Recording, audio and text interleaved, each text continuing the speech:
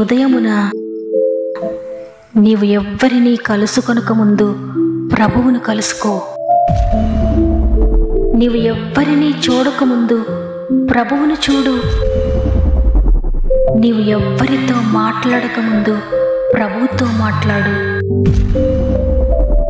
నీవు దేనిని వెదకకముందు ఆయన రాజ్యమును నీతిని వెదకు.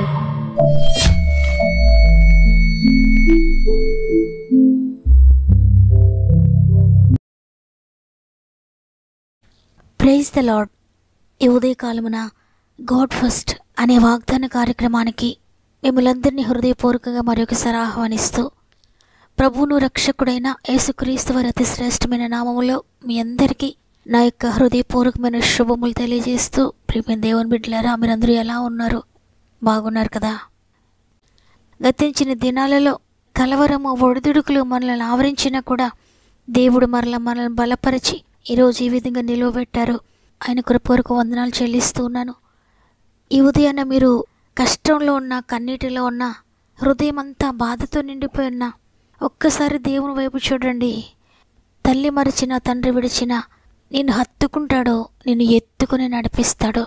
ఆయన బట్టి ధైర్యం తెచ్చుకోండి. మీలో ఇంకెవరికైనా ప్రేయర్ రిక్వెస్ట్ ఉంటే తప్పకుండా కామెంట్స్ ద్వారా నాకు తెలియచేయండి.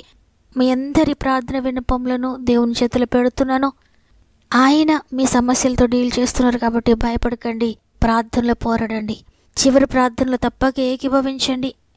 ఎంతమంది అయితే విశ్వసిస్తున్నారో వారందరినీ కూడా పరిశుద్ధాత్మ దేవుడు తాకబోతున్నారు. మీరు ఏ అనారోగ్యంతో ఉన్నా, ఏ బంధకాల్లో ఉన్నా విడుదలను దేవుడు దయచేయబోతున్నాడు. విశ్వసించండి, రిసీవ్ చేసుకోండి. దేవునికి మహిమ కలుగునుగాక. ఈరోజు ప్రభు మనతో మాట్లాడుతున్న, మనకు అనుగ్రహిస్తున్న శ్రేష్టమైన వాగ్దానం హెబ్రీలకు వ్రాసిన పత్రిక 1వ అధ్యాయము 9వ వచనము. నీవు నీతిని ప్రేమించితివి, దుర్నీతిని ద్వేషించితివి, అందుచేత దేవుడు నీ తోటి వారి కంటే నిన్ను హెచ్చించినట్లుగా ఆనంద తైలముతో అభిషేకించెను. చూడండి, కుటుంబంలో ద్వేషించబడుతున్న, తోటి వారి కంటే అణగారిన పరిస్థితిలో ఉన్న, పనికిరాని వాడిగా, పనికిరాని దానవుగా ఉన్నా, నీవు గనక నీతిని ప్రేమించి దుర్నీతిని ద్వేషించి ఆయన కొరకు నమ్మకంగా ఆయన మార్గంలో నడుస్తూ ఉంటే, నీ తోటి వారందరికంటే కూడా నిన్ను హెచ్చిస్తాడు. నిన్ను తన శక్తితో నింపుతాడు. నిన్ను అభిషేకిస్తాడు తన ఆత్మతో. నిన్ను ఒక ప్రత్యేకమైన రీతిలో వాడుకుంటాడు. ఈ లోకం ఒకవేళ ద్వేషించవచ్చు, స్వంత కుటుంబమే ఒకవేళ పనికిరాని వాడవనొచ్చు, పనికిరాని దానం అనొచ్చు, హేళనాస్పదంగా చూడొచ్చు. చదువు లేదు, నీకు ఉద్యోగం లేదు, నీకు జ్ఞానం లేదు, నీకే టాలెంట్స్ లేవు, అందరిలోకెల్లా నీవే ఎందుకు పనికిరాని వాడవని, నీవు దేవునికి కూడా పనికిరావు, దేవుని పరిచర్యకు కూడా నీవు పనికిరావు అన్నట్లుగా స్వంత కుటుంబమే చిన్న చూపు చూడొచ్చు, ఇంకా అణచివేయొచ్చు. అయితే దేవుడు మాత్రం మనుషుల్లాగా కాదు. ఆయన ప్రణాళిక వేరు, ఆయన ప్రేమ వేరు. మనుషులందరూ నో అంటే ఆయన ఎస్ అంటారు. మనుషులందరూ పనికిరాని వాడవంటే ఆయన నీవు నాకు పనికొస్తావంటారు. మనుషులందరూ నీకేమీ రాదు, నువ్వు చేతకాని వాడవంటే నేను నీకు నేర్పిస్తాను, నేను నీకు తోడైండు నిన్ను నడిపిస్తాను, ఉన్నత స్థలములు నిన్ను ఎక్కిస్తానంటాడు ఆయన. లోకమంతా చిన్నచూపు చూసినా ఆయన దృష్టిలో మాత్రం నీవు ఉన్నతమైన వాడవుగా ఉంటావు. ఎప్పుడంటే ఈ లోకాన్ని చూడకుండా, మనుషుల మాటలు లెక్క చేయకుండా, స్వంత కుటుంబపు వారే నిన్ను అణగార్చి వేస్తూ ఉన్న వారిని లెక్క చేయకుండా, ఎవరేమన్నా పర్వాలేదు, ఏ పరిస్థితులు ఎలా ఉన్నా పర్వాలేదు, నేను పనికిరాని వాడనైనా పర్వాలేదు, కానీ నేను నా ప్రభుతోనే నా ప్రయాణం, నా ప్రభు కొరకే నేను జీవిస్తాను. ఈ లోకం ఏమన్నా నేను పట్టించుకోను, నా ప్రభు నన్ను అంటే నేను పట్టించుకుంటాను. ఆయన నన్ను త్రోసివేస్తే నేను బాధపడతాను. ఆయన నన్ను పనికిరాని వాడు, పనికిరాని దానం అంటే నేను బాధపడతాను. మనిషి మాత్రులు ఏమన్నా నేను పట్టించుకోనని దుర్నీతిని ద్వేషిస్తూ నీతిని ప్రేమిస్తూ దేవుని కొరకు నమ్మకంగా జీవిస్తే ఆయన నీ తోటి వారందరికంటే నిన్ను హెచ్చించినట్లుగా ఆనంద తైలముతో నిన్ను నింపుతాడు, ఆత్మతో అభిషేకిస్తాడు, నిన్ను గొప్పవారిగా చేస్తాడు. చూడండి, న్యాయాధిపతుల గ్రంథము 11వ అధ్యాయం చదివితే అక్కడ యెఫ్తాను గురించి వ్రాయబడి ఉంటుంది. యెఫ్తా గిలాదు యొక్క కుమారుడు. స్వంత వారితోటి ద్వేషించబడతాడు. ఎందుకంటే అయితే యెఫ్తాను కుటుంబం అంతా త్రోసివేస్తుంది. ఎందుకంటే వేశ్య యొక్క కుమారుడని గిలాదు యొక్క కుమారులు అందరూ కూడా నా తండ్రి ఇంట నీకు స్వాస్థ్యము లేదు అని యెఫ్తాను త్రోసివేస్తారు. యెఫ్తా పరాక్రమం గల బలాఢ్యుడు. అందువల్ల తన సహోదరులందరూ కూడా యెఫ్తా దగ్గరకు వెళ్ళి నీవు మా పక్షంగా యుద్ధం చేయాలని యెఫ్తాను ఆహ్వానిస్తారు. అప్పుడు యెఫ్తా వారి పక్షంగా యుద్ధం చేసి జయిస్తాడు. దేవుడు యెఫ్తాను తన ఆత్మచేత నింపుతాడు. ఒక ప్రవక్తగా అభిషేకిస్తాడు యెఫ్తాను. వారందరి చేత త్రోసివేయబడిన యెఫ్తాను దేవుడు వారికి అధిపతిగా చేస్తాడు. నిజమే, లోకమంతా పనికిరాని వాడవనొచ్చు, లోకమంతా త్రోసివేయచ్చు. ఏమన్నా కూడా నీవు దేవుని కొరకు నమ్మకంగా జీవిస్తూ ఉంటే చాలు, ఒకరోజు వస్తుంది దేవుడు వారందరి ఎదుటనే నిన్ను హెచ్చిస్తాడు. నీ తోటి వారందరిలోకెల్లా నిన్ను ఆయన అభిషేకిస్తాడు. ఆయన మాటలు చెప్పడానికి, ఆయన కొరకు జీవించడానికి, ఆయన కొరకు పని చేయడానికి నేను ప్రవక్తగా చేస్తాడైనా నీవు ఆయనకు లోబడితే చాలు. ఈరోజు ఈ మాటలు వింటున్న ప్రియ దేవుని బిడ్డలారా, మీరు ఒకవేళ మీ కుటుంబం వారితోనే వెలివేయబడుతున్నారా? మీ సహోదరులు లేక మీ సహోదరులు మిమ్మల్ని అవమానిస్తూ ఉన్నారా? భయపడొద్దు. ప్రస్తుతం నీ పరిస్థితి అలాగే ఉండొచ్చు, కానీ ఒకరోజు వస్తుంది, ఆ రోజు నీ నీతికి తగినట్లుగా వారందరికంటే నేను హెచ్చించబోతున్నాడు. వారందరూ కూడా నీపై ఆధారపడేటట్లుగా దేవుడు నిన్ను చేయబోతున్నాడు. దేవుని ఆత్మతో ఎప్పుడైతే మీరు నింపబడతారో అన్ని విషయాల్లో కూడా మీరు హెచ్చింపబడతారు.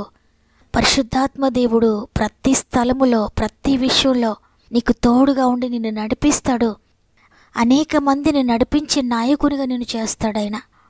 కాబట్టి ఈరోజు ఎంత కృంగిన స్థితిలో ఉన్నా భయపడొద్దు, ఎంత వెలివేయబడిన స్థితిలో ఉన్నా భయపడొద్దు, కాదనిపించుకుంటున్నా భయపడొద్దు. మనుషులు ఎవ్వరి వైపు చూడొద్దు, నీ స్వంత వారైనప్పటికీ కూడా వారి వైపు చూడొద్దు. దేవుని వైపు చూడండి, ఆయన కొరకు ఎదురు చూడండి.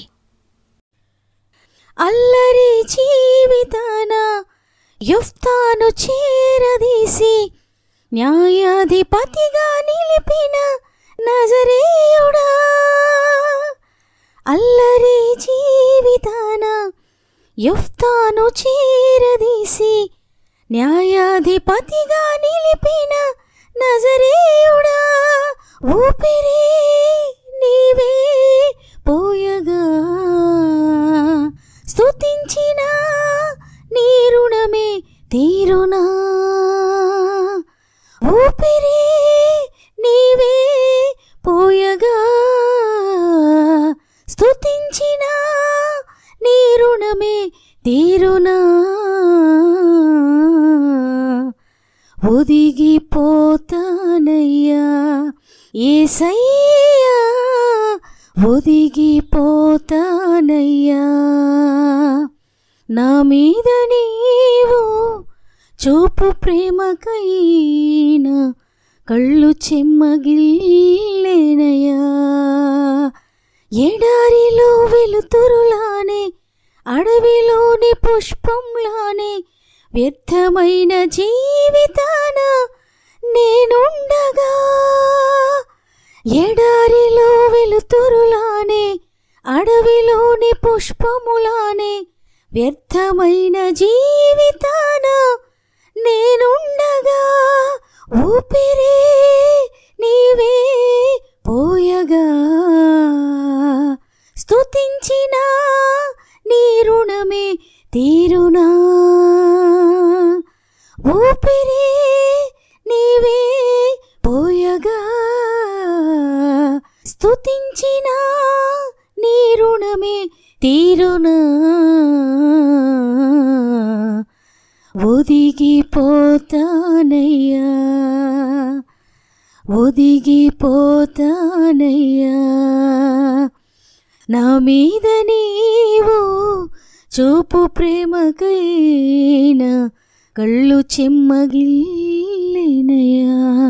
నాలో ఏముందయ్యా నాకర్థం కాదయ్యా, నాలో ఏముందయ్యా నాకర్థం కాదయ్యా.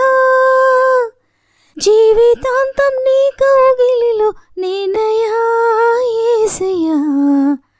ఒదిగిపోతానయ్యా, ఒదిగిపోతానయ్యా. నమ్మిన వారందరూ ఒక్క నిమిషం నాతో మోకరిస్తారా? ప్రార్థన చేద్దాం. ప్రేమగల తండ్రి, నీకు వందనాలు. నీ కృప చేత గతించిన వారమంతా మాకు తోడుగా ఉండి ఈ నూతన వారంలోనికి మమ్మల్ని ప్రవేశపెట్టి ఈరోజు నిన్ను స్తుతించే గొప్ప భాగ్యం ఇచ్చారు తండ్రి, నీకు వందనాలు. నీతోటి వారందరికంటే నిన్ను హెచ్చిస్తాను, నిన్ను అభిషేకిస్తానని ఈరోజు వాగ్దానం చేశారు. ఎంతమంది అయితే అవమాన భారంతో కృంగిపోతున్నారో, వెలివేయబడిన స్థితిలో ఉన్నారో, ఈ వాగ్దానం వారందరి జీవితంలో నెరవేర్చండి. ఆనాడు యెఫ్తాను ఏ విధంగా మీరు బలపరిచారో, ఏ విధంగా మీరు ఎన్నుకున్నారో, అదేవిధంగా ఈరోజు ప్రతి ఒక్కరిని మీరు అభిషేకించి వాడుకోండియా. నైనా ప్రత్యేకంగా అనేక మంది బిడ్డలు వారి ప్రార్థన విన్నపం మాకు తెలియజేస్తూ ఉన్నారయ్యా. ప్రతి ఒక్కరిని జ్ఞాపకం చేసుకోండి. పాపపు బంధకాలతో వ్యసనాలతో ఉన్న వారిని విడిపించండి. అప్పు బాధల్లో ఉన్న వారికి విడుదల దయచేయండి. అనారోగ్యంతో మంచంపై ఉన్న వారిని లేవనెత్తండి. నిందలతో అవమానాలతో సమాజంలో తలదించుకుని తిరుగుతున్న వారందరినీ లేవనెత్తండి. కోర్టు బంధకాల్లో ఉన్న వారిని విడిపించండి అయ్యా. జైలు బంధకాలను విడిపించండి అయ్యా. ఉద్యోగ సమస్యలను విడిపించండి. ట్రాన్స్ఫర్ కొరకు ఎదురు చూస్తున్న బిడ్డలకు అద్భుతం చేయండి. ప్రమోషన్ కొరకు ఎదురు చూస్తున్న బిడ్డల జీవితాలు అద్భుతం చేయండి. వ్యాపారాలను దీవించండి తండ్రి. వ్యవసాయాలను దీవించండి. చేతి వృత్తులను దీవించండి. విచ్ఛిన్నమైపోయిన కుటుంబాలను తిరిగి కట్టండి అయ్యా. విడిపోయిన భార్య భర్తలు తిరిగి కలపండి తండ్రి. ల్యాండ్ ఇష్యూస్ నుండి విడిపించండి. పొలం సమస్యల నుండి విడిపించండి తండ్రి. న్యాయం జరిగించండి. స్వంత గృహాలు లేని బిడ్డలందరికీ నీ కృపను బట్టి స్వంత గృహాలు దయచేయండి. గృహాలు కట్టుకుంటున్న వారందరికీ తోడే ఉండండి తండ్రి. నీ కృప చేత కంప్లీట్ చేయండి. ఎగ్జామ్స్ రాస్తున్న బిడ్డలందరికీ తోడే ఉండండి తండ్రి. జ్ఞానముతో జ్ఞాపక శక్తితో నింపండి. ఇంటర్వ్యూస్కి వెళ్తూ ఉంటే మీరు తోడుగా ఉండండి. ఎవరైనా హాస్పిటల్కి వెళ్తూ ఉంటే మీరు తోడుగా ఉండి అన్ని నార్మల్ రిపోర్ట్స్ దయచేయండి. గర్భఫలం లేని ప్రతి బిడ్డను తాకండి అయ్యా. ఆశ్చర్యకరంగా గర్భఫలం దయచేయండి. వివాహం కాని ప్రతి బిడ్డ జీవితంలో కూడా అద్భుతకరంగా వివాహాలు జరిగించండి. గర్భంతోని బిడ్డలు కూడా ప్రత్యేక నీ చేతులు పెడుతున్నాను తండ్రి. 9 నెలలు మీరు తోడుగా ఉండి సేఫ్ డెలివరీస్ దయచేయండి. ఈరోజు పుట్టినరోజులు, పెండ్లి రోజులు జరుపుకున్న వారందరినీ కూడా నీ చేతులు పెడుతున్నాను. ఈ నూతన సంవత్సరంలో నూతనమైన ఆత్మీయ ఆశీర్వాదాలతో నింపి నడిపించండి. ఈ దినం ప్రారంభిస్తుండగా ఈ రోజంతా మా ఆత్మీయ కుటుంబానికి తోడుగా ఉండి ముందుకు నడిపిస్తారని యేసయ్య పరిశుద్ధమైన నామములో అడిగి వేడుకొంచున్నాను తండ్రి. ఆమేన్. ఈ మాటలు విన్న ప్రియ చెల్లి, ప్రియ తమ్ముడు, ప్రియ అక్క, అన్న, ఒకవేళ పనికిరాని స్థితిలో ఉన్నాను అనుకుంటున్నారా? అందరూ త్రోసివేశారు నన్ను అనుకుంటున్నారా? ప్రభు నేను త్రోసివేయలేదు. నీ నీతిని ఆయన గుర్తిస్తున్నాడు. అందరికంటే కూడా నిన్ను హెచ్చించబోతున్నాడు. నమ్మిన వారందరూ కూడా ఆమేనని చెప్పండి. మీకు అనుకూలమైతే తప్పకుండా వాక్యాన్ని లైక్ చేయండి. మీకు తెలిసిన వారందరికీ షేర్ చేయండి. దేవుని చిత్తమైతే తిరిగి రేపు అందరం కలిసి ఆయనను స్తుతిద్దాం. అంతవరకు ప్రభు మీకు, మీ కుటుంబాలకు తోడు నడిపించును గాక. God bless you.